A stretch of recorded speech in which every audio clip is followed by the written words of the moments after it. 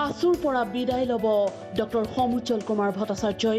মৰাণ অধিৱেশন আৰু দুধনৈ অধিৱেশনত মই সদৌ অসম ছাত্ৰ সন্থাৰ পৰা অৱসৰ ল'ম বুলি কৈছিলোঁ, কিন্তু সেই সময়ত ছাত্ৰ সন্থাৰ সন্মানীয় প্ৰতিনিধিসকল আৰু ভাতৃসকল সকলোৱে সতীৰ্থসকলৰ অনুৰোধৰ প্ৰতি সন্মান জনাই মই ছাত্ৰ সন্থাৰ কাম কৰিলোঁ। এইবাৰ দুলীয়াজান অধিৱেশনৰ আগত অলপ আগতীয়াকৈ মই কথাটো মোৰ মনৰ কথা প্ৰকাশ কৰিলোঁ যে মই দুলীয়াজান অধিৱেশনত মই অৱসৰ ল'ম। ভট্টাচাৰ্যক আছু ত্যাগ নকৰিবলৈ হাজাৰ হাজাৰ কৰ্মীৰ আন্তৰিক আৱেগ মিশ্ৰিত আহ্বান আৰু সমুজ্জ্বল ভট্টাচাৰ্যক আছুৰ মজিয়াত থাকি পূৰ্বৰ দৰে কাম কৰি যাবলৈ আহ্বান জনায়। এয়া ফেচবুকত ভাইৰেল হোৱা দৃশ্য দেখিবলৈ পোৱা গৈছে। হাজাৰ হাজাৰ প্ৰতিনিধিৰ মুখ্য উপদেষ্টা সমুজ্জ্বল কুমাৰ ভট্টাচাৰ্যক উদ্দেশ্যি কোৱা সমস্তৰে জনোৱা অনুৰোধ আৰু প্ৰতিনিধিসকলে আসনৰ পৰা উঠি উঠি ভট্টাচাৰ্যক সিদ্ধান্ত সলনি কৰিবলৈ আকুল আহ্বান জনায়।